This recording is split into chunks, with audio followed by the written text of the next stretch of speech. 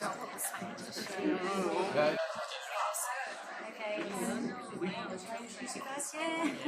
Welcome everyone. Thank you so much for coming. It's a delight to see so many people in the room. So I'm Harriet. I'm the course director for our MPhil in Translational Medical Research. So a very warm welcome to everyone today. We just have a couple of housekeeping things, so I'll hand over to our lovely Aslam Kabir, who's here today in that capacity. Hi, my name is Aslam. Welcome everyone. I'm here the health and safety and first aider for you guys. Here two things I need to notify. There is no smoking allowed inside the building. In case of any emergency or fire, we can safely exit through the front exit. Please don't use the doors on this side. And we have toilets over there. And if you guys need any help or any support, you can just, I will be here. Thank you.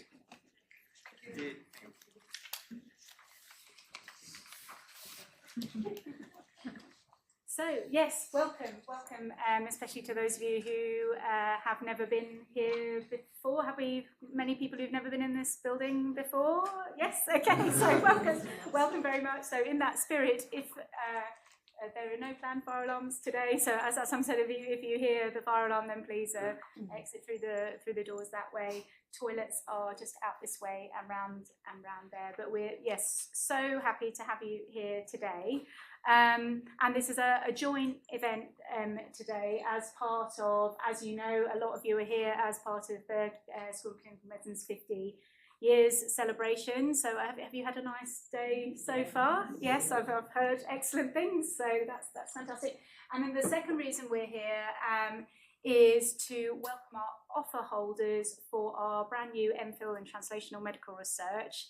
Do you guys want to just give a little wave so we know who? Yes, so you are super welcome. Some of these people have travelled from very far, so we're really pleased to have you here, and hopefully there'll be some space for conversations.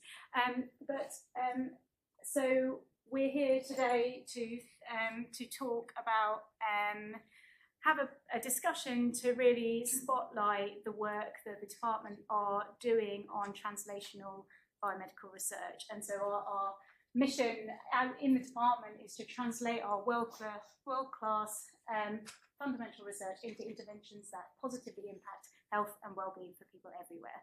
And so what are one of the ways that we can kind of help to do that, and I'm just going to do a cheeky plug for our new MPhil program, given that we have some of our offer holders in the audience. So this is a new master's program where we are aiming to really train the next generation of scientists and practitioners in translational medicine.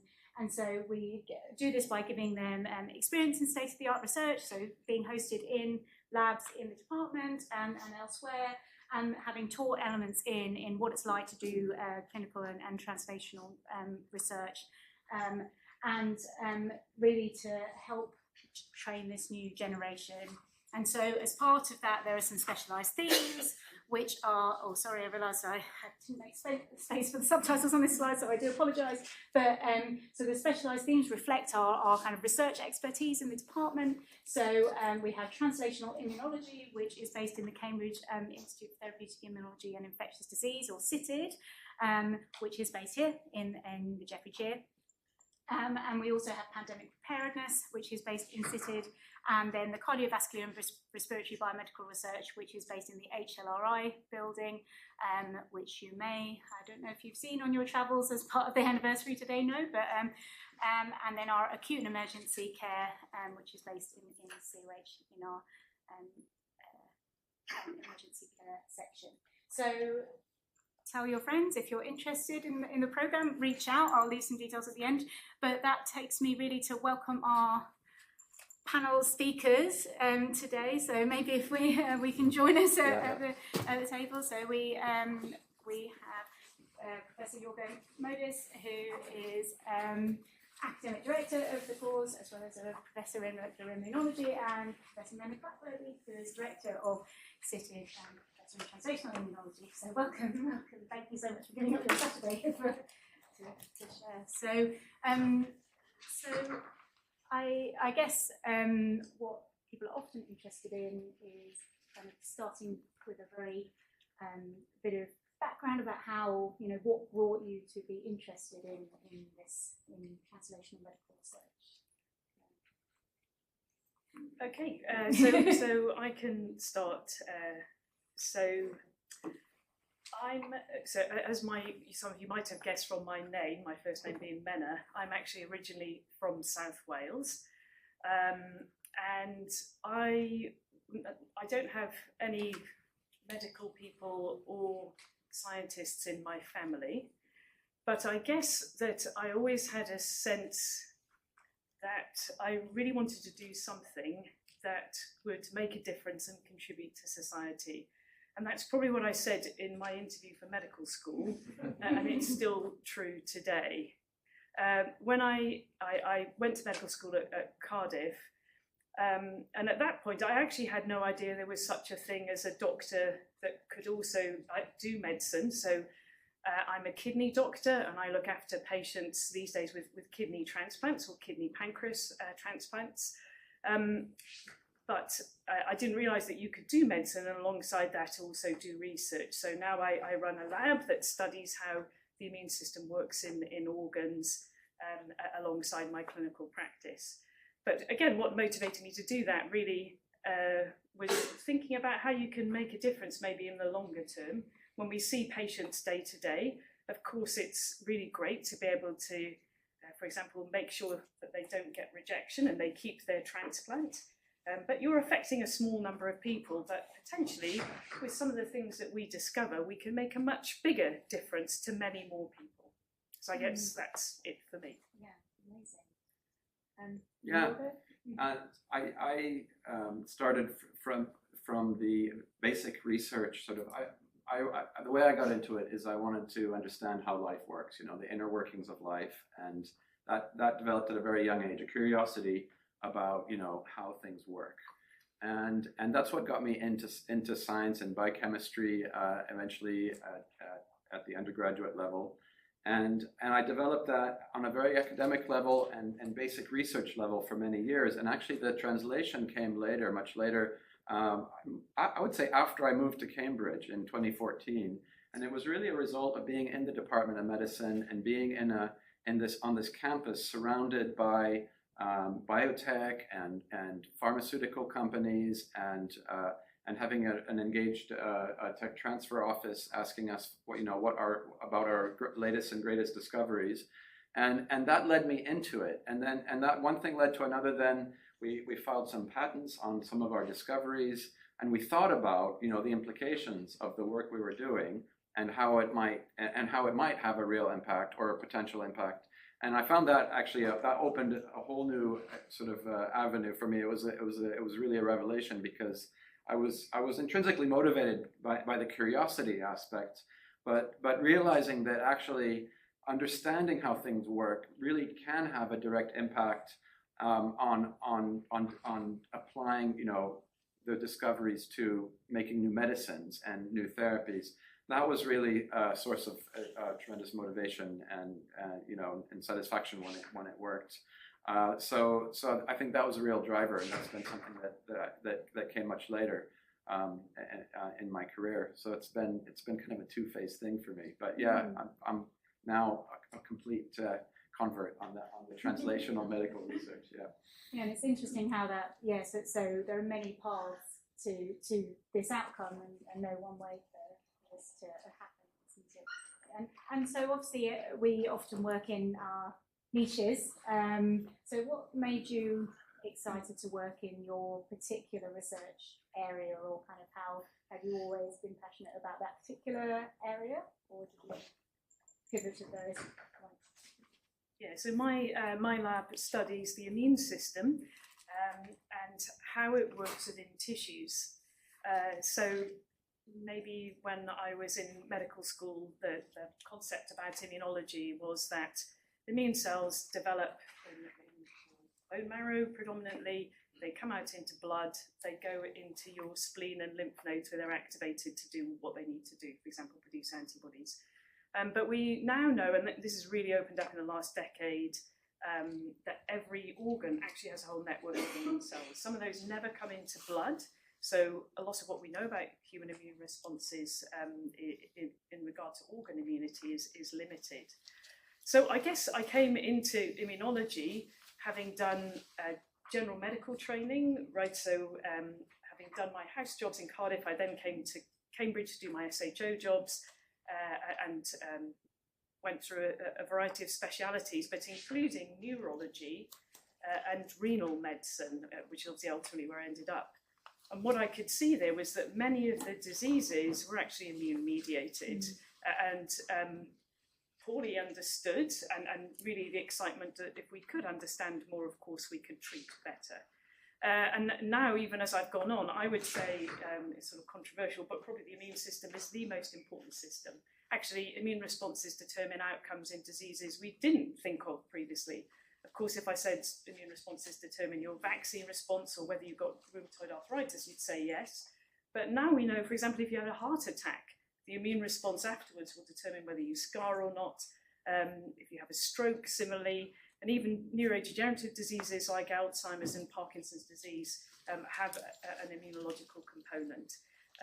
So the immune system is everywhere. It's in psychiatry, neurology, cardiology, everywhere. So it's been a great thing to be involved with.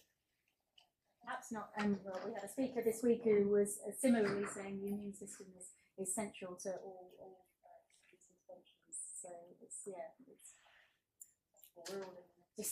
So we were thinking that. Yes. Yeah, I converged on immunology as well, but I came to it from viruses. So I did a postdoctoral fellowship at Harvard on the structure and assembly of viruses and how viruses enter cells. And so we studied the building blocks of the viruses and the cell entry pathways of the viruses in great detail, and really got a molecular level understanding of those critical first steps of infection. And that launched me. I find that absolutely fascinating. And viruses are so elegant. It's such a minimalist system. There's only a few genes. There's only a very short stretch of genome, and it's all programmed and encoded, and it's evolved and tuned to perfectly succeed in the target cell type. So I found that fascinating and developed that. And the more we studied, the more we understood that it's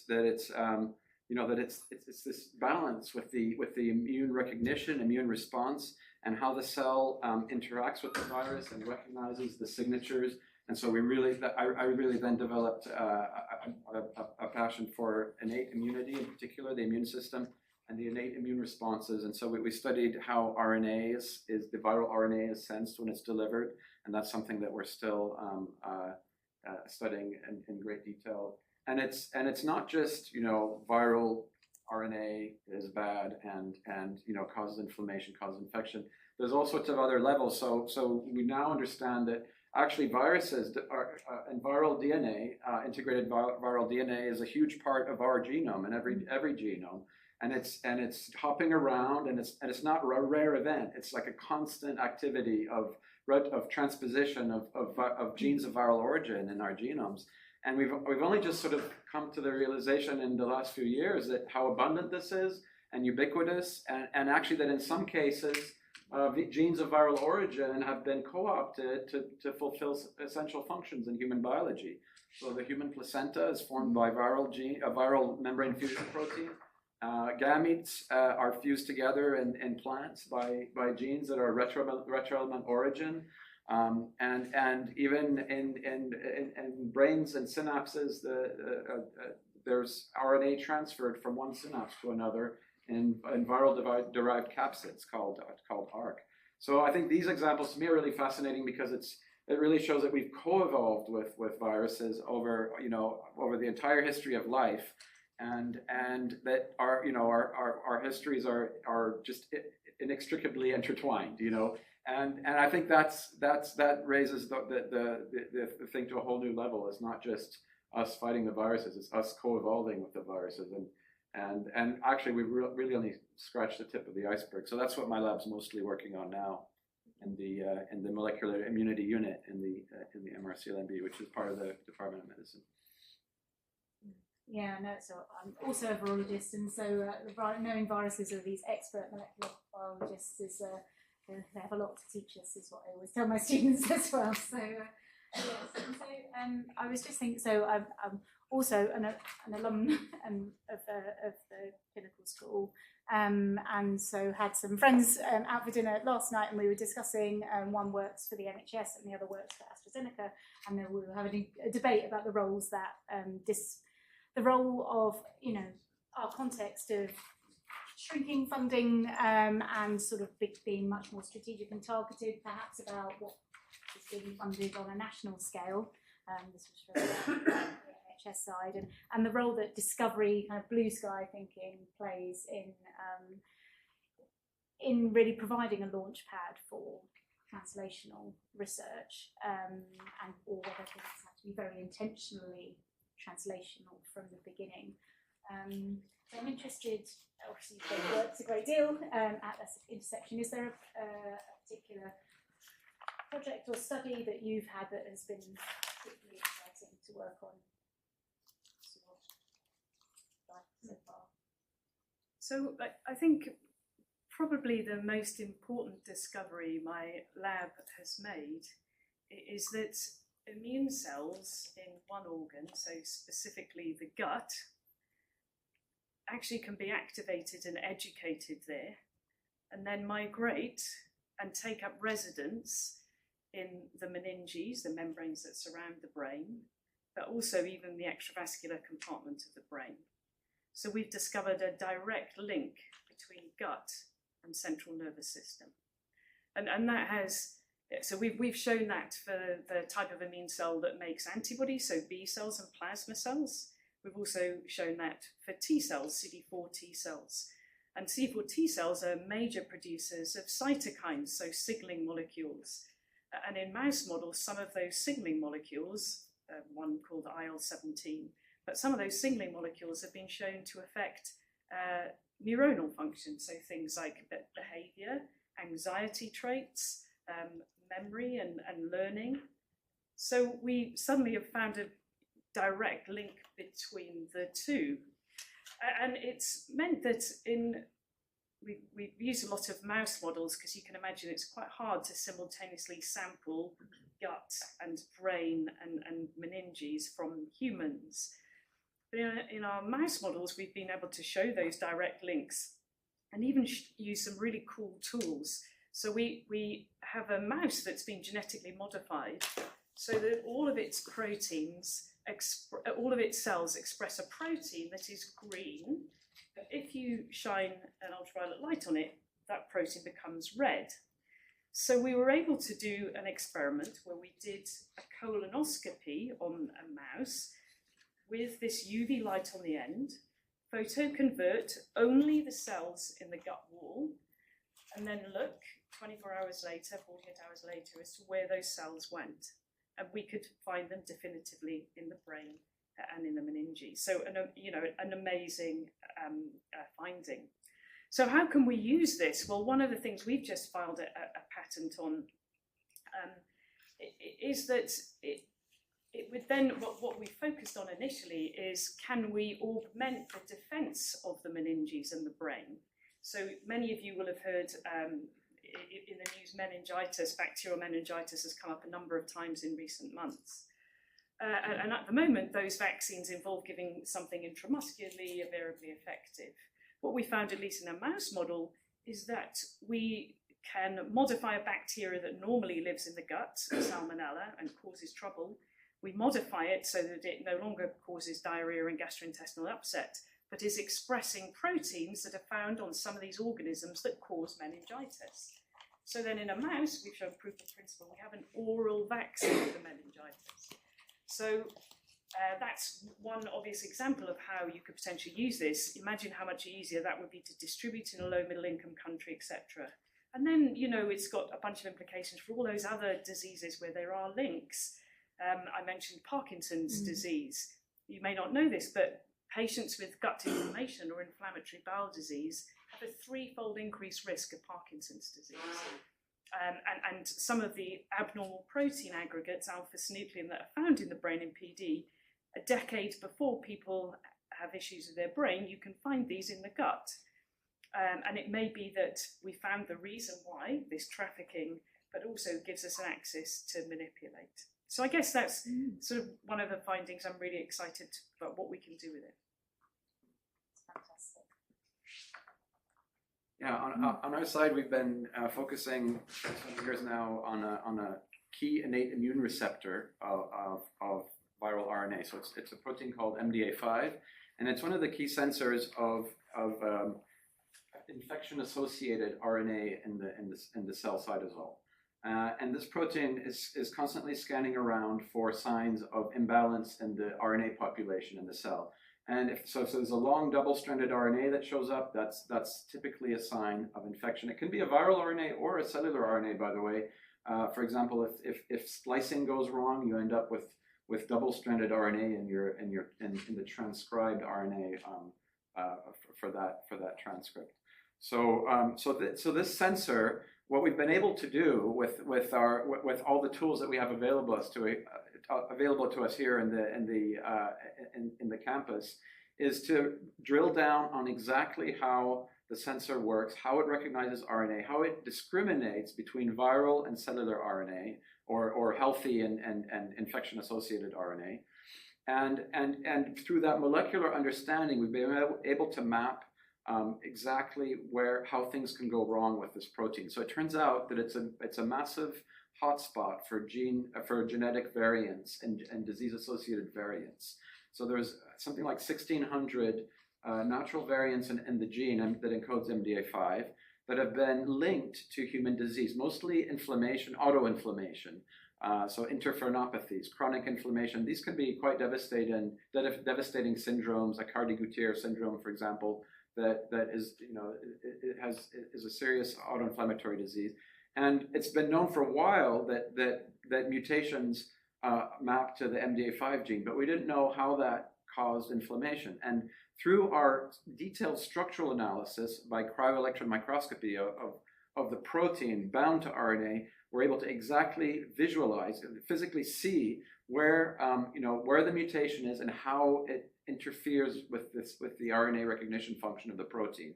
And beyond just the satisfaction of understanding it, what that allows us to do is think about how to correct the defect in the patients that have this mutation.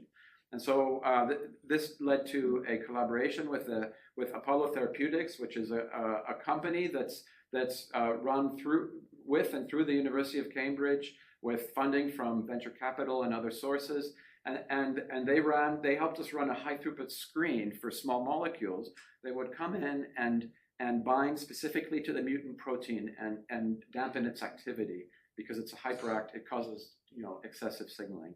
And this would directly correct the defect that causes disease. And there's also other approaches like targeted protein degradation that we've been considering. And so this is a perfect example of the kind of work that we're doing that goes from molecular level understanding and sort of very, very basic sort of fundamental research to targeted therapies that hopefully will have a direct impact on patient welfare. So yeah, that's one of my favorite examples, MDA5.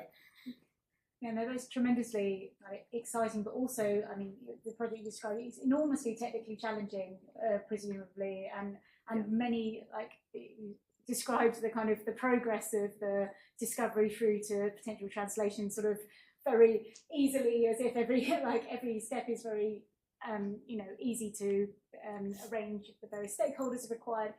So you mentioned a bit about the environment, and so I wondered if you could comment on what role the kind of environment where you're doing research has to play in making those steps kind of easier, I guess. Yeah, I mean, for the project that I've described, you can see it's phenomenally big picture. Okay, so we probably, my lab right at the start, we probably started more focusing on autoimmunity and infection, but then with the discovery of the gut-brain axis, one of the things that we needed to do is to think about moving this into mouse models of neurodegenerative diseases. So we've been able, because of the richness of the campus, as Jorgo says, of course there are people even within the LMB or elsewhere in the biomedical campus that have spent decades making a mouse, discovering the level of misfolding of alpha-synuclein, which bit of the protein is predisposed to misfolding. They've then made a mouse model of that we can then just jump onto and collaborate with them. So using all of that technology and expertise, and then we can apply our expertise to understand the immune responses in that context. And then the sort of meningitis vaccine project, I told you that what we ultimately have done is to use a bacteria, Salmonella, as our vaccine, right? We've attenuated it so it isn't pathogenic, and then genetically modified it to express particular proteins, etc. But, you know, I knew very little about how to do that. But again, there are people on campus that I would be able to draw on their expertise to go ahead and make this. And I would say, you know, my experience, you know, as I've described to you, I've come through not through being well known or posh or rich or knowing. I found that in Cambridge and in the biomedical campus, people are just enthusiastic about science and potential, and they don't care that your goes American or etc. They're just really keen to collaborate and to move scientific ideas on. Yeah, I totally agree. I mean, it's really about the ecosystem, isn't it? So, as Matt is saying, like, you know, nobody knows everything, and so you're in a large project that's going to go from bench to bedside. You're going to need the expertise of people that are going to bring things that are missing from your team's expertise. We run relatively small teams when it comes down to it in academia, and so it's just critically important to collaborate with other teams to bring in the expertise that we need. So in our case, it was, you know, bioinformaticians and biostatisticians that would be able to interrogate genome-wide association data to link specific mutations in MDA5 to disease and different diseases actually, and whether that was gain of function or loss of function. And these are things that we couldn't do ourselves, and that we easily found within the department and the campus collaborators to help us do this. Similarly, with the high throughput screens, you know, if you want to screen 2 million small molecules against in a biochemical assay, that's pretty routine in some companies or contract research organizations, but that's not something we can run in our lab casually. So that's what's special about our privileged, you know, geographic location on this campus, is that all these different types of organizations and expertise are really right here at our fingertips. Yeah. Absolutely. And with the train station opening soon, everyone will be able to land on our door immediately, which is also exciting. I would say one other thing, which you probably agree with, Yorgo, is we're very fortunate in that the students that we get to interact with, whether that's medical students, our PhD students, or the MPhil students, we have some incredibly smart people that it's lovely to work with. So I think that's another real I guess, advantage or strength that we have. Absolutely. Yeah, I think there's really critical mass here on this site, not just the Cambridge Biomedical Campus, but the whole region, Greater Cambridge, including Hinxton with a Wellcome Sanger Campus, ABI, Bioinformatics Institute, Babraham. I mean, it's just it's a massive magnet for talent, which we hugely benefit from. Absolutely. And I think another advantage of we also have the collegiate Cambridge University, and so there are links to be made between, so for example during the pandemic where we were thinking about, okay, you need people who are experts in fluid dynamics to think about a sort of droplet movement. We need to think about engineering of masks with biomaterials, and think then social scientists to think about how interventions will work in the context of behaviour as well, and that interdisciplinarity and bringing together of people is so important for making our discoveries work. Yes, and I definitely appreciate. So we also host undergraduate students in our labs as well. So yes. Everyone, there's so much sort of exciting enthusiasm coming from so many angles. Yes, and so I guess thinking about then, I guess your roles. So obviously, Mena is the director of CITID, and I guess the many people in the audience are reflecting on what's happened in the previous 50 years. And I think certainly I was reflecting last night with my PhD colleagues that bench science has changed a great deal in the 20 years since I did my PhD.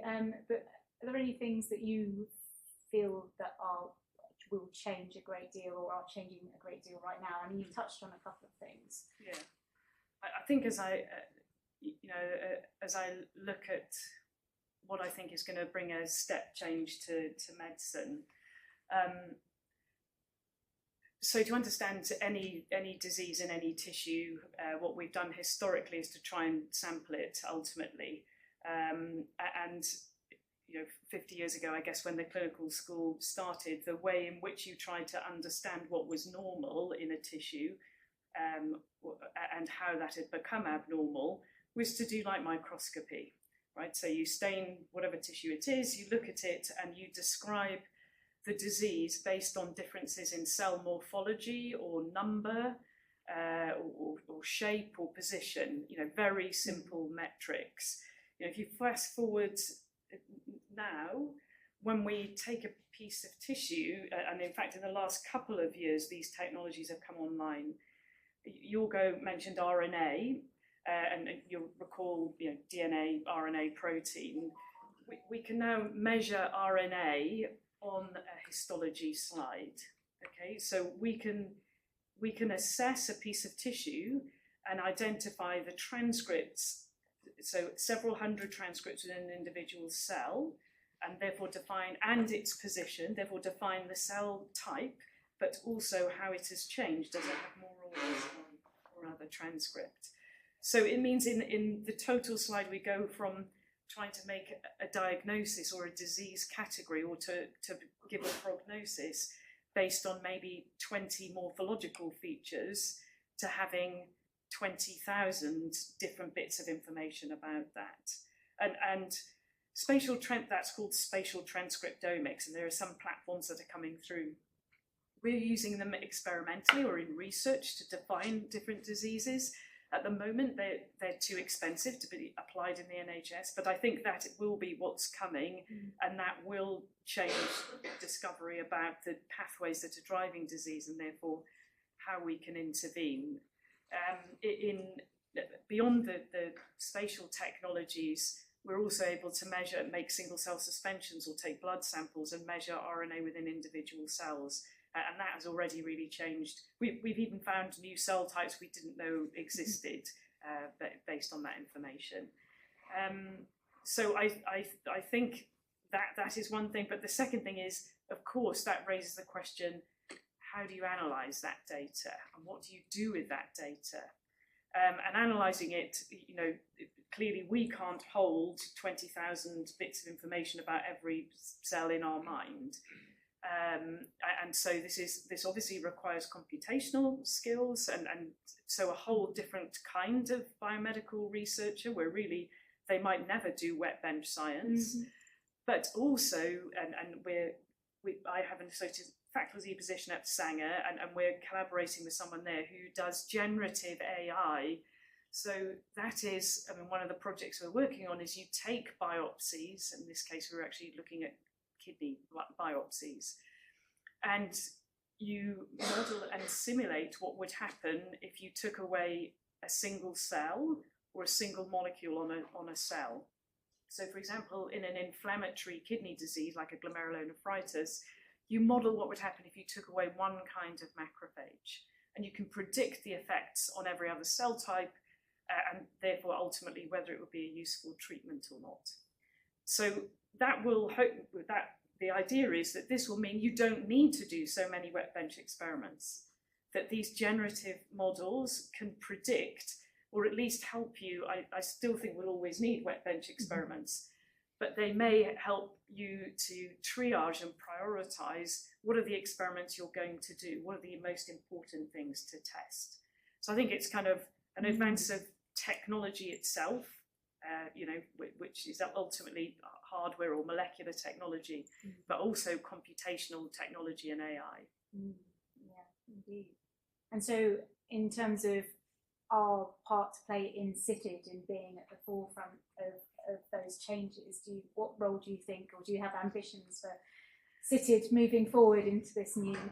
Yeah, I mean, so CITID, so the Cambridge Institute for Therapeutic Immunology and Infectious Diseases, so this is an institute, it has 30 research groups, so including myself and Yorgo, and we investigate everything from, some groups, as Yorgo has described here, are interested in, molecules within cells, through to myself, are interested in cells in the context of tissues, to people who are interested in population. So we have everything there.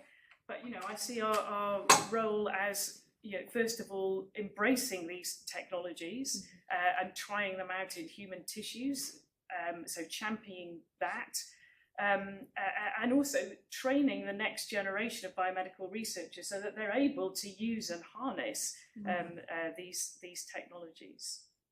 And that's a good segue to my next question, which is, Yorgo, with your kind of academic director hat for the new MPhil, what do you hope that we'll be able to achieve with our training these new scientists? What are you hoping for the course to be able to do? Yeah, I think it's a really exciting course. I kind of wish I could take it myself. It really plays to the strengths of the Department of Medicine and of CITID. In immunology, in infectious agents, pandemic preparedness is our second theme, but also cardiovascular and respiratory research and acute and emergency care. And I think those four themes really cover the breadth and the depth of the expertise and knowledge in the department. And the combination, I think, really, will equip students with incredibly useful tools and transferable skills for a wide variety of career outcomes. And so we're training future scientists, doctors, policymakers, civil servants, and NGOs. So we really want to open doors and help launch these students on an upward trajectory and achieve their full potential. And so I think the mix of expertise is one thing, but also the way we've structured it with a big element of research, hands-on experience. Nothing beats actually going in there and doing some experiments and learning from that, and actually learning how hard it can be, but also how rewarding it can be. But then we've also got workshops. We're going to cover how to engage with patients and how patients and physicians can engage into research, and so this PPIE aspect. And also, analyze statistical data. That this is with the amount of data out there just exponentially increasing, it becomes an absolutely essential skill.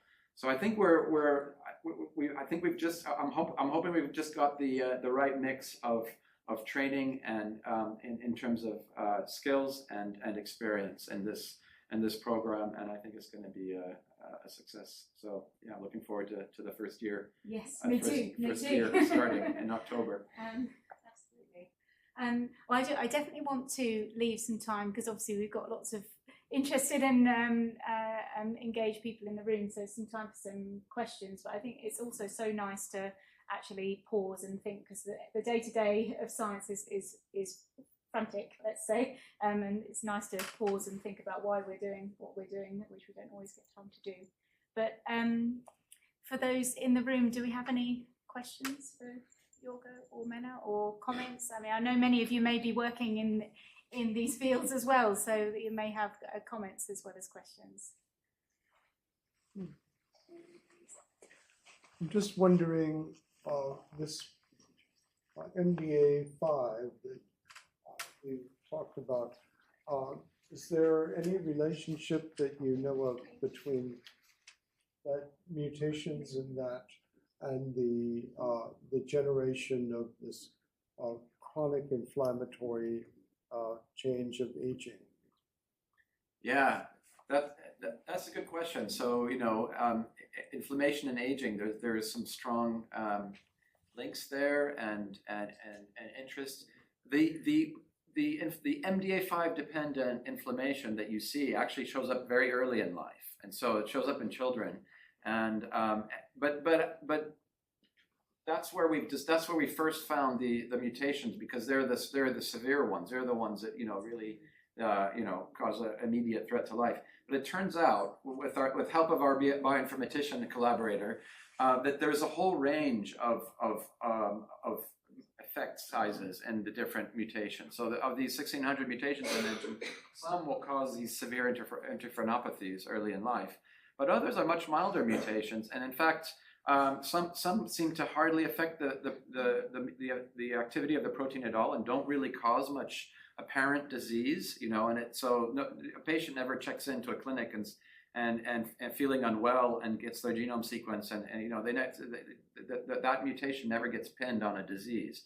But I think there's many of these mild mutations probably are contributing maybe later in life and aging, and that's a much harder thing to pinpoint using, for example, a genome-wide association study. But I think it's very likely that it is at play, actually, and some evidence that we have in that direction, not for the specific question that you asked, but that milder effects are important at the population level, is that if you look in different geographic locations in the world, Africa, Asia, and the US, for example, the dominant variant of MDA5 at a particular position in the gene might be different. So, US, at position like 1000, you might have an adenine as the main, as the dominant base in the DNA sequence, but in Africa it might be a threonine. And the reason for that, we think, and there is some genetic evidence for this, supporting this, is that there are trade-offs at play. So depending on your environment, depending on your exposure to microbes, depending on your diet, and what kind of inflammation might be associated with that, over the years, actually, different MDA5 variants have been selected because they offer a slight advantage depending on what the main challenges are in your environment. And so I think that's a sign that these mild effects are contributing, and they're almost certainly also contributing in aging. But the short answer to your question is we don't know exactly how they contribute to aging and aging inflammation in particular. And that's a good topic for future research, yeah. Listening to both of you, it's very, very interesting. Thank you so much.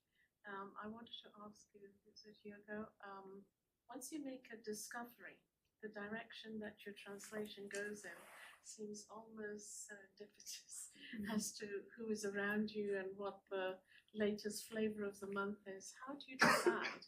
Does it depend on having something like a polar therapeutics around that takes you in the direction in which you then develop your thinking? Yeah, I mean, I'd like to say, it's all planned out, but the truth is there is a lot of serendipity in our work, and just the nature of it. Where it's uncharted territory by definition, discovery research, and so it is actually very hard to plan the course in the long term ahead of time, and that's why being in the right environment matters so much. So I think. There's a lot. The main thing is to recognize an opportunity or a strategic opening, a therapeutic strategy when it shows up or when it offers itself, and so just to be attuned to that, and then when it does appear, when the opportunity arises, to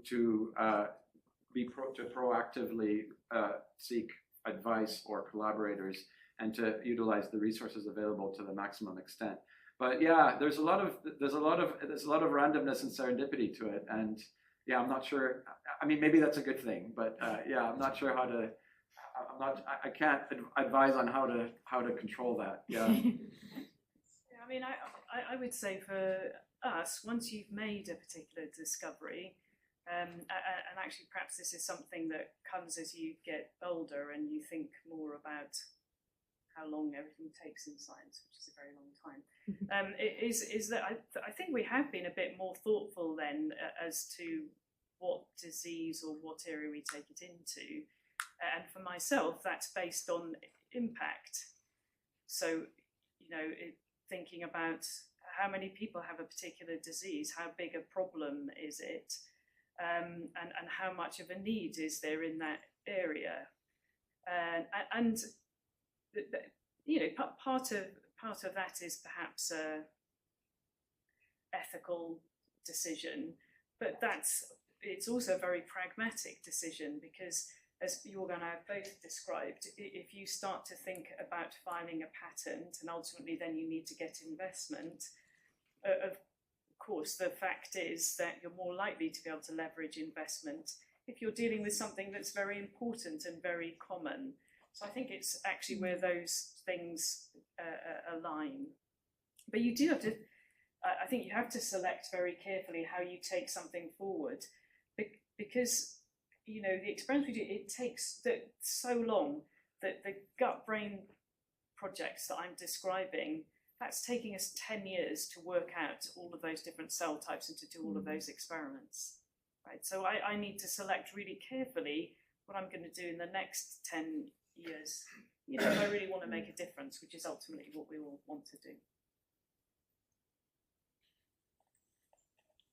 We often hear about the challenges and hurdles of translational research, but flipping on the other side, what changes or policies have happened that have made translational research easier? Do you mean make it easier for a particular group, like doctors, or just more generally? As in more generally, being able to do the discovery science and being able to see it through into clinical practice.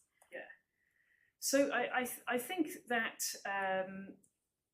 firstly, the ability to do one of the things which I think is transformative is the ability to be able to do experimental medicine studies, where we're now able to apply medicines or interventions to humans and do sampling and to use some of these technologies I've talked about on human samples to take some of the discoveries in immunology, which have often either been in a dish in vitro or in mouse models, to actually see whether they hold true in humans.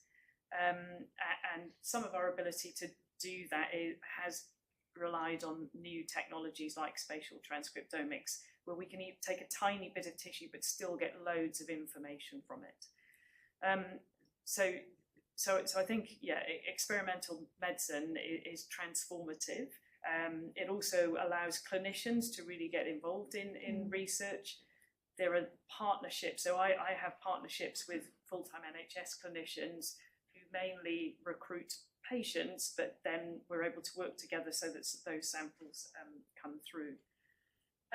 Then I think at a higher level, we've had some changes in the rules around being able to introduce new medicines, doing first-in-man studies and doing that translation, but more needs to be done. One of the things the government has targeted is to shorten the time it takes to be able to do that.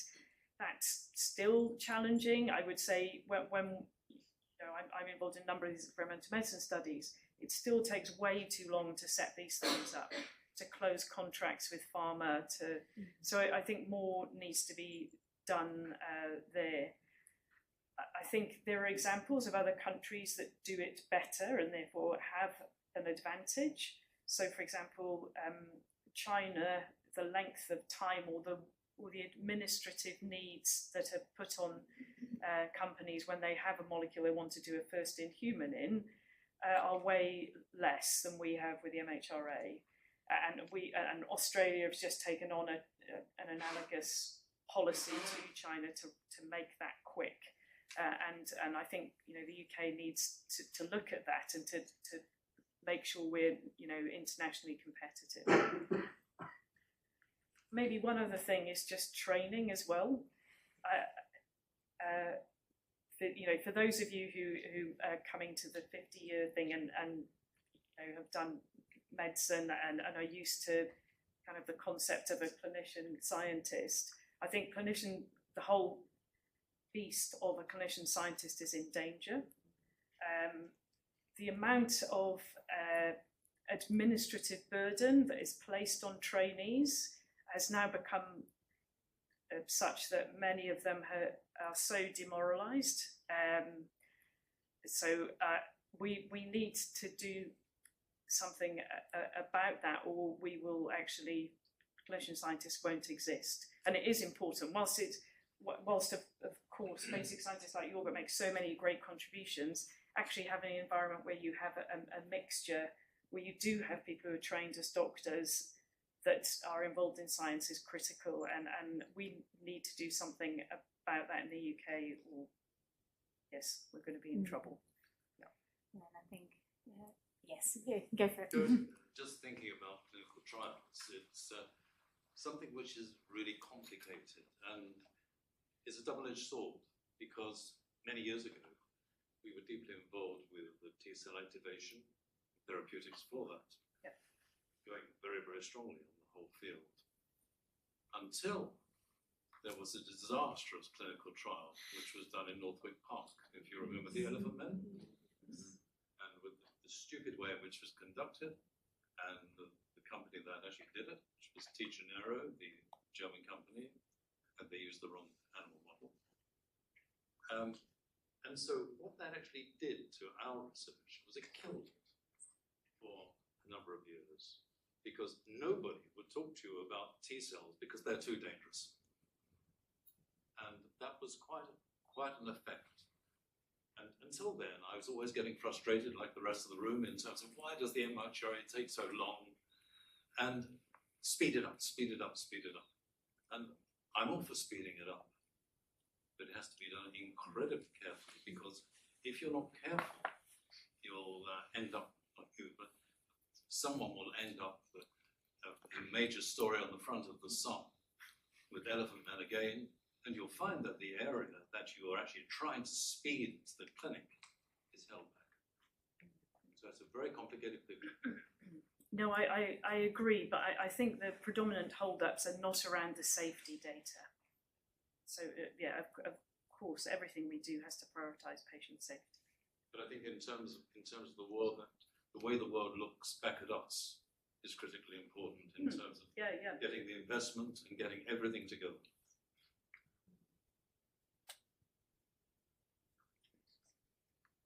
Well, perhaps I can make a comment about the MHRA, although I actually, don't work there, but there's something about their thinking. It's going to move towards a risk-based approval process. So if it's low risk, little risk of Elephant Man, then it will be approved very quickly. But if it's a very potentially risky therapy, then they'll look at it more. And that would seem more appropriate. There are some things that should be strict. I guess we've had a challenge recently. So now, as you say, after the anti-CD28 Northwick Park disaster, there was then a lot of anxiety about immune manipulating medicines. But luckily, we're now in an era where we do this all the time. Yesterday on Radio 4 in the morning, you will have heard about CAR T cells being used in lupus and being completely transformative, so being given to patients to deplete their B cells in a really deep way, that some of these are not needing any medicine a year and a half later, having been completely debilitated. So I think we are in an era where we're embracing immunotherapies. One of the challenges I mentioned was around international comparisons, right? So China in particular has a booming biotech industry and is producing lots of new medicines. We have had a challenge recently where GSK had acquired a tri-specific T-cell engager. So this is an antibody where you're basically asking a T-cell, a killer T-cell, to come next to another cell, and the target in this case is a B cell, and to kill it using this antibody. And this has great preclinical data, but it's only in China that preclinical data and actually the first in man data was generated. And we're in a situation where we want to do a tissue-based experimental study with GSK, because they have a site here. but they can't get approval to set up this study. They've had to do that in Germany, France, Portugal, where in those countries the EMA will accept Chinese data. So we just need to move with the times. Of course, always being very careful, but accepting that there are now certain countries and economies that are growing at such a rate that they are able to produce products and data that we have to be open to. You know, we're in a very different world. And equally, we've been relying a lot historically on the US FDA, but recently they've lost a lot of funding and staff. And so there's a concern that they might, their status as maybe a safety leader is not guaranteed in the future. But it can be very, very frustrating because our work is all directed towards making anti-T cell activation therapy more specific. And the whole reason that the T-Genero thing went down was the lack of specificity. But you try to speak to a venture capitalist after that hits the newspaper. T cells, go away. I used to say, if we are in a meeting and there's a bowl of gunpowder in front of us, and basically someone lights it and it blows our eyebrows off. But that gunpowder can still be used in a bullet with tremendous effect. So specificity is the answer, but it's pointless when you have these front lines on newspapers because of the authorization that was given, in that case, to the wrong animal species. So I guess it comes back to your point about training and enabling great scientists and clinicians to do the work in this space, in an environment that allows them to do that. I was reflecting back on the previous question that we were running a panel for early career scientists and clinicians to support them to make good early career fellowship applications through the department in the last couple of weeks, and it is a more challenging space in that respect, I would say, at the moment as well. And so being able to support people to do this sort of research is another area that there is a lot of support to do in the school, which is great. I see I can see there's a hand coming up here, so maybe we'll have a final question. I know you need to run off to other things. Yeah, I was just thinking about the paradox. Some of these wonderful new therapies like CAR T-cell therapies, my understanding is that they have to be developed on an individual patient basis. On the other hand, you're talking about the importance of things that can reach a lot of people quickly, and there's that kind of paradox between that gap. Are new technologies in the future going to be able to make the CAR T-cell individualization bit able to be speeded up so it reaches more people more quickly? Because at the moment it's a big expensive thing, isn't it? CAR T-cells, one patient, and we'd like to be able to reach sort of 10,000 quickly like you can with a monoclonal antibody that has one specificity. So at the moment, you're right. So the main way in which CAR T cells are made are by taking blood from a patient and then manipulating them, so expanding and manipulating the T cells ex vivo and then putting them back in again. And the current therapies in autoimmunity, the places where CAR T cells, so these are CD19 CAR T cells that direct the T cell towards any cell that expresses CD19, which is a B cell. Those also require a conditioning therapy before you give back the T cells. So that has been vincristine and cyclophosphamide, so quite a hefty immunosuppression before you give them back again. So at the moment, I would say CAR T cells are certainly not seen as the answer to everything in any way. In fact, they're very much, in autoimmunity, we're looking at them that these are something that you give to people that have failed other therapies. And I would say the other biological therapies that we use, say if you have somebody with an autoimmune disease like lupus, which is an antibody-mediated disease, you want to get rid of B cells. The easiest thing we can do is to use a very old now monoclonal antibody, rituximab, which kills any cells expressing CD20. if that doesn't work, we can now, that was a sort of first generation CD20, we now have a next step up, which is a CD20 which has its FC bit, so you remember